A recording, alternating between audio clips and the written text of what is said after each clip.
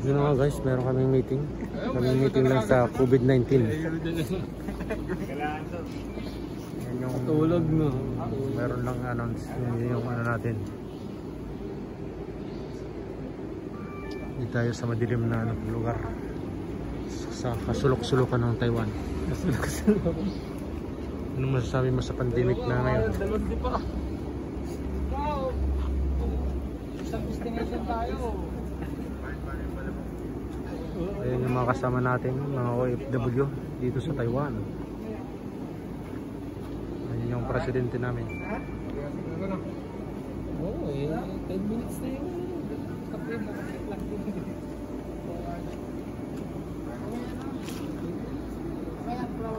Ano yan?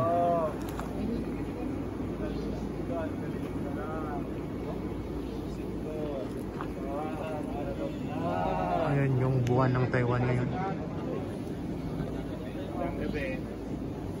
Nagsa na kayo, nagpatawag na kayo meeting kasi kailangan natin pag-usapan yung tungkol sa COVID.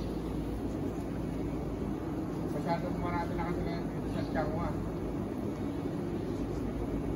62. Masyarte lang tayo at hapon yung big pandit. Kaya umaga tayo nagpapaligid. Target. Kaya masyarte pa rin tayo at hindi nagkataon ng umaga. Ngayon, gusto kong mag-suggest kayo ano pa yung mga hakbang na dapat natin i-prevent para hanggat maaari sana huwag muna tayong lumabas.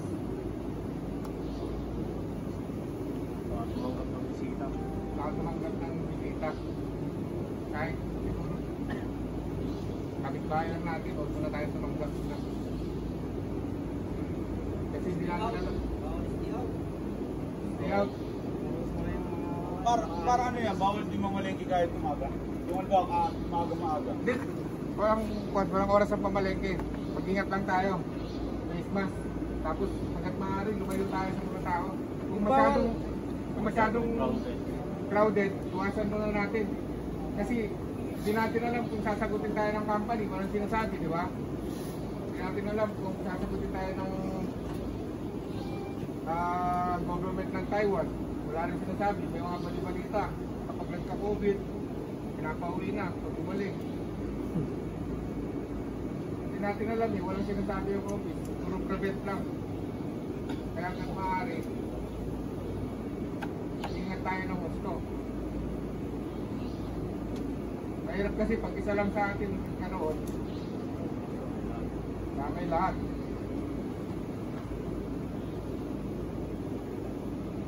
Hindi natin alam kung saan tayo dadalhin. Sigurado dito lang din. Yung pag-disinfect, putos ng office yan. 2 times na ako nag-disinfect. Medyo matrabaho pero magtyagaan na natin. Tama natin dito sa cleaner sa kitchen. Depende na lang sa inyo kung ano yung tulong na lang. Para sa atin din naman lahat yan eh. Nagpabili ako ng dibomba para mas mabilis. Yung ginagamit ko si Oscar Nilap. Mamaya siguro bibigyan ako ng bago. Mag-report ka lang natin. Stay out, huwag muna sana boss. Sana makikisama muna tayong lahat. Hanggat maaari siguro, huwag muna tayong bumiyahe. Ang gagamit ng tren. Karamihan, train station lang po eh.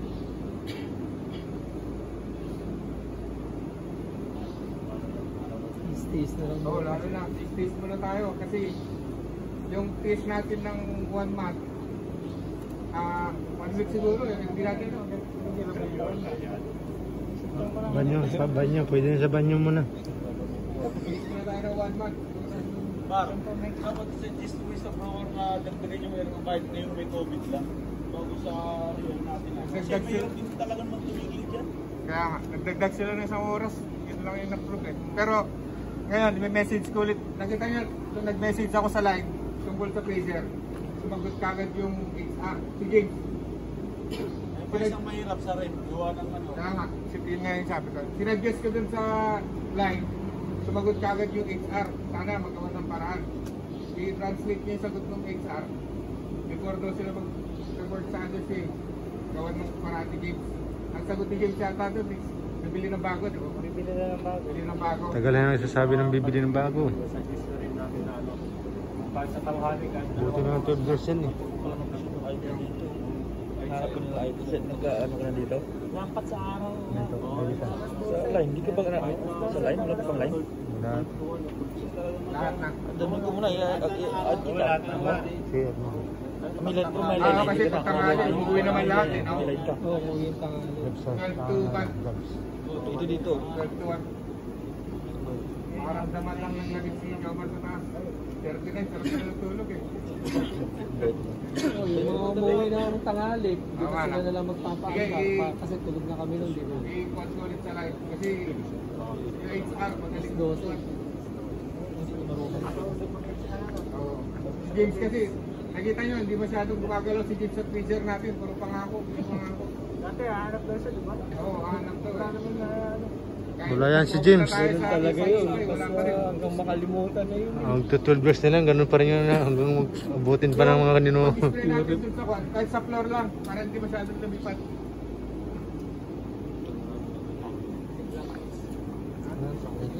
Ah, from third floor to first floor, tapos yung hagdan, TV room. Sabi ng office, twice a day, pero wala makagawa ng twice a day. Once a day, okay na siguro. Oo. Pag alas 5 mag-i-spread, di ba? Alas 5 hapon tayo nagtatapon ng basura. Tama. Maaari yung natutulog na paggabi, nakakaya naman sa kanila. Hindi naman masyadong malakas yung amoy nung timplang. Hindi, ganito na lang ba? Pag-alis bago Pag sa pumasok. ano, Ah, Kasi pag ninyo, papahinga pa naman tayo bago tayo matulog eh. Kaya pag-alis na lang ng alis na lang pagpasok bago tayo spray. gawin na lang na adating ko na lang yung buong door para ano, para nandiyan lahat sigurado. Ano yun? Kasi pag uwi, pagpasok namin kayo, pag uwi kayo, hindi pa rin kayo iiga. ang pinakatamang oras talaga yung pag-uwi ng alas 8. Ginagawa ko lang. Kasi walang tulog. Tsaka kakaunti ang tao. Kaya nga. Sa umaga. Sa totoo lang, naamoy kasi sa bed pag may nag-spray ako. Kanina, di ba, naamoy niya siguro. Nag-spray ako. Kaya nga, Mamaya na ano. Sa bed, no? Lalo yung mga nakalabas. baba alas 12. Pag nakalabas ng electric fan, higop yun. Hindi sa ano na lang pa. Ah, sige. Pag yun ay sali, pagtsagaan ko na muna ako muna every morning. Sa umaga bago umalis. Hindi, pag uwi na lang na alas 8, ako na lang muna.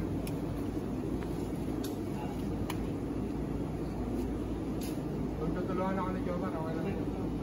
Oo. Hindi pa rin uwi namin. Hindi, madali lang. Actually, madali lang siya. Yun lang, yung oras lang kasi. Siyempre, sige, ako na lang muna. Ano pang may sasuggest natin?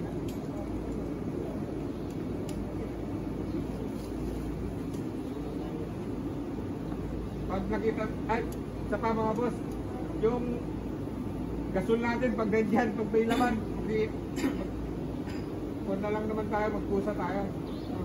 May actor, ng 2 tao. Kasi umabot ka ng ilang days, 5 days, no? Tawag na.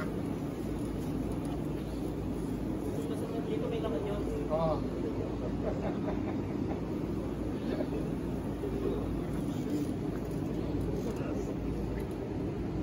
Dapat may marat na karga kasi malaki ang katawan. Oo nga. Ito lang, bubuhat naman. Jomel Mars, Jomel. Dito ba natin?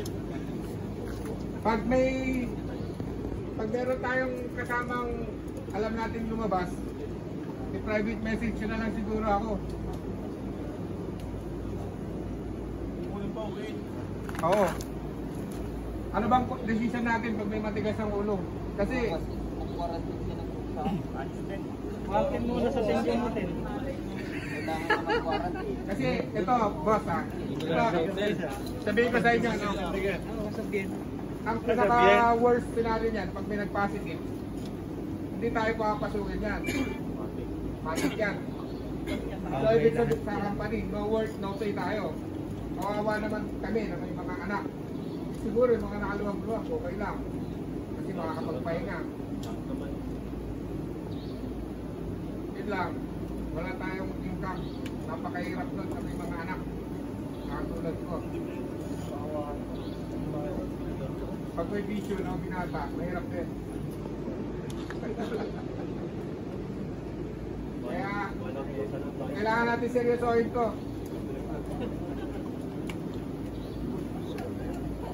Sabi nga nila, prevention is better than cure. Stay muna tayo. Sino yung, kung alam yung lumabas at nag-threat, pakiki-message nyo ako kaagad. Ang gagawin ko doon, pasensyahan muna tayo. I-report kita sa office. Kasi bahala na yung office kumausap sa inyo. Kasi pag ako ang kumausap sa inyo, magagalit kayo sa akin. Marami na akong private message na nag-galit sa akin. Pwede sa GM ko. Pero ito, hindi ko muna palalagpas. Hindi naman ako nagre-report sa office. Pero itong tungkol sa COVID, kailangan natin seryosohin. Kasi yung iba rito, ulat ko, nakakilala na ako, medyo mahina na yung system ko.